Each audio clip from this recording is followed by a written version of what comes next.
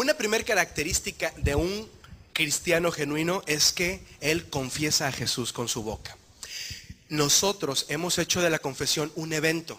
Bueno, yo confesé a Jesús el 14 de marzo del año 73, estaba lloviendo y fue así, fue asado. Eso es correcto, forma parte de nuestra entrega a Dios. Pero el contexto de Romanos es un contexto muy diferente. Confesar a Dios no era un evento de un día, era un estilo de vida. O confiesas al César o confiesas a Jesús. Confesar a Jesús hacía a las personas dignas de muerte. No podías confesar a Jesús. ¿Por qué los cristianos fueron tan perseguidos por el Imperio Romano, a diferencia de otros grupos religiosos? Porque no confesaban al César. Confesar a Jesús significaba no confesar al César. Los cristianos no decían, bueno, públicamente digo que el César es el Señor, pero acá entre nosotros que somos cristianos, nosotros decimos que Cristo es el Señor, al cabo que ya no la sabemos, ¿sí o no? No hacían eso. Públicamente eran incapaces de retractarse y ellos confesaban a Jesús siempre. ¿Qué hay de acerca de nosotros? ¿Nosotros confesamos al Señor siempre o nos avergonzamos del Evangelio? ¿Confesamos al Señor ante la posibilidad de pecar? ¿O qué es lo que confesamos? Una característica de un verdadero creyente es que confiesa a Jesús en todo momento. Ese es su estilo de vida. Si confesares con tu boca y creyeres en tu corazón. El cristiano verdadero tiene una convicción en su corazón. No es algo intelectual, no es algo que él sabía, no es algo que él averiguó y entonces conoció y le pareció que era lo más lógico. Hay una convicción en su corazón y esa convicción ha sido puesta por Dios. Es la convicción de seguir a Jesús, es la convicción de saber que Él ha pasado de muerte a vida. Esto trae como consecuencia una tercera característica. Novedad de vida. Esto es, que cada cristiano en realidad tiene que ser un convertido. Tiene que pasar de vivir una vida sin Dios a vivir una vida con Dios. Y tiene que haber diferencia. ¿Cómo es posible que una persona viviera idéntico antes que después de conocer a Dios? Es imposible. Tiene que haber un cambio en la vida de estas personas. Es muy notable cuando una persona pasa de ser un delincuente, un narcotraficante, una persona entregada a las pasiones desordenadas, que entrega su vida al Señor y entonces hay un cambio radical y es muy sorprendente y hay muchos libros de eso y la gente se da cuenta.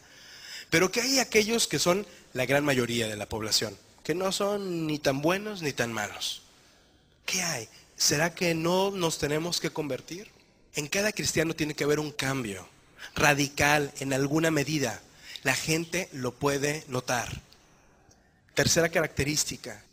Cuando una persona tiene a Jesús en su corazón, comienza a experimentar que las cadenas se comienzan a romper. Y cosas que le habían atormentado, hoy día no las practica. Pero no porque se esté aguantando con todas las fuerzas. Simplemente porque es libre. No tiene por qué hacer eso.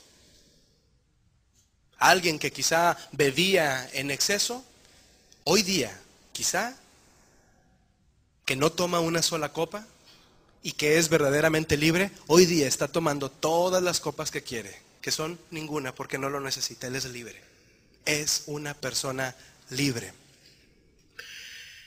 Dice Juan capítulo número 2, la primera carta de Juan, hablando de algunos cristianos que desertaron de la iglesia, dice, salieron de nosotros, pero no eran de nosotros. Porque si hubiesen sido de nosotros, hubieran permanecido. Esta es otra característica. Alguien bien pudiera vivir una vida aparentemente cristiana durante algún tiempo, pero si no tiene el Espíritu de Dios, si no está convertido, si no está Cristo en su corazón, va a ser muy difícil mantener ese estándar de vida. Muy, muy, muy difícil. No permanece. Se va para atrás. El cristiano cae. Dice la Escritura, 7 veces cae el justo, pero se levanta. Que hay aquellos de que caen y no se levantan. Posiblemente el punto sea que jamás ha estado Cristo en su corazón. Otra característica más. Dice Romanos 8:16 que el Espíritu mismo testifica a nuestro espíritu, el Espíritu de Dios testifica a nuestro espíritu de que somos hijos de Dios. ¿Alguien pudiera confesar públicamente a Jesús? Aparentemente tener una convicción, tener un cambio en su vida, aparentemente estar en libertad y permanecer en el grupo de cristianos. Sin embargo, en el fondo de su corazón sabe que todo eso es una mentira. en el fondo de su corazón sabe que es un hipócrita. En el fondo de su corazón sabe que nunca se ha entregado a Cristo. Este es un tema bien relevante, la gracia de Dios. Un cristiano verdadero puede entender el concepto de la gracia de Dios. La gracia de Dios es un tema completamente complicado o incluso absurdo para aquel que no ha experimentado el nuevo nacimiento. Algunos excesos que podemos ver aún dentro de la iglesia es el siguiente. Ya que la gracia de Dios es incomprensible para los inconversos, podemos ver una persona que a pesar de que lo pueda entender intelectualmente, vive por méritos y cree que se tiene que ganar lo que Dios ha regalado a través de Cristo. Y no hay nada en su corazón que le pueda hacer creer lo contrario. Andy Stanley, hijo del pastor Charles Stanley, escribió un libro que se llama ¿Cuán bueno es suficientemente bueno? Y habla acerca del tema de las obras. Platicaba un día con su esposa, dice el libro, y le dijo, ¿sabes? Han pasado los años, jamás hemos compartido el evangelio con tu abuelita. ¿Con mi abuelita? Pues mi abuelita es cristiana. Yo sé, pero no dejemos que pase el tiempo sin que hablemos de Cristo con ella. Pasaron algunas semanas o meses y decidieron visitarla. Fueron a la ciudad donde ella vivía y tuvieron esa oportunidad. Le dijeron, abuelita, si esta misma noche murieras, ¿dónde estarías? ¿A dónde irías? La abuelita dijo, yo iría al cielo con el Señor. ¿Por qué? ¿Por qué irías al cielo? Y dijo la abuelita, ¿cómo que por qué? Porque yo he sido una persona muy buena. Dios no me puede echar en el infierno. Yo he sido muy buena. Y dice, jamás hubiera creído que mi abuelita confiaba la decisión más importante de su vida en sus propias obras. Era buena, en serio, no hay duda. Pero no hay una persona tan buena como para no necesitar a Cristo. Y le compartimos acerca de Cristo. Una persona inconversa no puede entender la gracia de Dios. Y entonces hay gente dentro de la iglesia que vive una vida sin freno. Ni le hace ruido la conciencia cuando peca, porque no entiende la gracia de Dios.